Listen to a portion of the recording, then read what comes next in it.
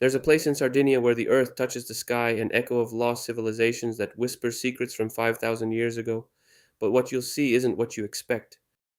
Imagine walking on a sun kissed island amidst the scents of myrtle and salt, and suddenly before you something unexpected, almost alien, rises. It's not a mountain, it's not a natural hill, it's a massive and mysterious step pyramid, the only one in the heart of the Mediterranean. Welcome to Monte d'Accoddi, a name that few know but which contains an incredible chapter in human history, much older than what schoolbooks have taught us.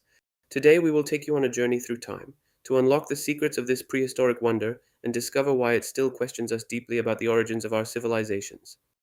Monte d'Accoddi stands proudly on the Sassari Plain, a solitary and imposing shadow that defies the millennia. Its shape is striking, almost a design from afar. We are not talking about the majestic pointed Egyptian pyramids, nor the intricately carved Mayan pyramids. Monte d'Accoddi has its own uniqueness, a peculiarity that makes it instantly recognizable and at the same time enigmatic. Its structure is stepped, a gigantic stone altar that rises upwards like a staircase to the divine. This particular shape is not common in the Mediterranean basin, but is instead a powerful reminder, almost a distant echo of the ziggurats of Mesopotamia. Yes, you read that right, those incredible structures that were located in the cradle of civilization between the Tigris and Euphrates rivers, thousands of miles away. Think about it for a moment. A step pyramid in Sardinia, and the only similar structure we know of is in such a distant land. It's like finding a puzzle with pieces that don't seem to belong together. It's almost as if someone took a piece of Mesopotamia and placed it here, in the heart of the Mediterranean. What does this mean? What contacts existed between such distant peoples over 5,000 years ago at a time when navigation and transport were infinitely more rudimentary than today? Perhaps distance wasn't as insurmountable an obstacle as we imagine. Perhaps the ancients possessed tools and knowledge that we have forgotten. The wide and imposing ramp of Monte d'Accoddi stands out from the ground and rises straight towards the sky. It is not just a gateway, it is a path, a symbolic trail that the ancients built to allow man to get closer to the divine.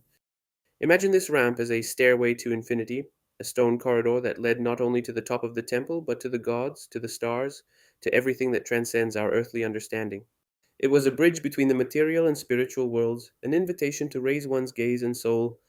The slope, the width, its orientation, everything was designed for a specific purpose to guide people step by step and towards an experience of encountering the higher forces they believed governed the cosmos.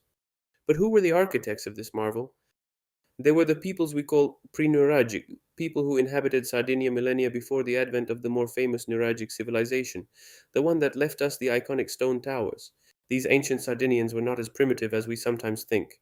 They were expert builders, attentive observers of the skies, and deeply connected to spirituality and nature. They were people capable of conceiving and creating a work that still leaves us breathless today with its complexity and significance. Monte d'Accoddi wasn't just a pile of stones, a static monument, it was a living place, pulsating with energy and faith.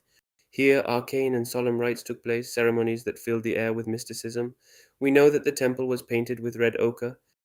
Red ochre was not simply a decoration, it was a sacred, powerful color, symbolizing blood and life itself. Imagine the steps, the ramp, and the walls of this imposing building shining a deep red under the Sardinian sun, especially at dawn or dusk. It must have been an incredible, almost mystical spectacle, which amplified the spiritual experience of those who participated in the rites. During the ceremonies, Monte d'Accodi vibrated and came alive. The priests, figures of great authority and knowledge, ascended to the top of the pyramid. There, on the highest platform, they performed sacrifices. We don't know exactly what was offered, but it is likely that it was animals, perhaps even the first fruits of the earth, all to appease the gods and to ask for protection, good harvests, or to express thanks. But there weren't just sacrifices, there were votive offerings, precious or symbolic objects placed with devotion. There were prayers whispered to the wind, perhaps songs, ritual dances that wound their way along the steps, filling the landscape with rhythmic sounds and movements. This was all part of a grand design, a collective attempt to communicate with the higher forces they believed governed the cosmos. It was a way for the ancients to feel part of something bigger, to find meaning in the mystery of life and death. But Monte d'Accodi was much more than a simple place of worship, a great altar for sacrifices. It was a point of profound connection between the earth and the stars. The ancient Sardinian peoples, like many other prehistoric civilizations, were attentive observers of the sky. For them, the movement of the stars was not just a spectacle to be admired, but an essential guide for daily life, for agriculture, for navigation, for rites. And Monte d'Accodi, with its majestic structure, reflected this profound awareness. Its precise orientations, its angles suggest an inextricable link with the solar and lunar cycle, and perhaps even with the positions of specific stars. It was as if Monte d'Accoddi were a gigantic cosmic clock, an instrument for reading the sky. It served as an astronomical observatory where priests or shamans could study the movement of the constellations, the alternation of the seasons, the beginning of the equinoxes and solstices. These observations were crucial to their agricultural calendar, to know when to sow and when to harvest, to mark the time of their existence. It was also a sort of calendar engraved in stone, which marked the most important celestial events, allowing the community to synchronize with the rhythms of nature and the cosmos. It was not only a place to gaze at the stars, but also a reference point for orientation, a veritable celestial map carved into the earth. Imagine being a navigator or a traveler of those times. Seeing Monte d'Accoddi looming on the horizon could mean finding your way again, understanding your direction, orienting yourself in a still unexplored world. For these peoples who lived in close contact with nature and its rhythms, having such a precise and significant point of reference was an invaluable treasure. This shows us something fundamental. The ancients, far from being simple hunter gatherers, they possessed sophisticated knowledge, a practical intelligence, and a profound spirituality that we struggle to fully understand today. The Pyramid of Monte d'Accoddi is concrete proof of this wisdom. Today, walking around Monte d'Accoddi is an almost surreal experience. The pyramid still stands there, solitary and silent, an imposing shadow cast over the Sardinian land. It is a monument that defies time, but above all our interpretation.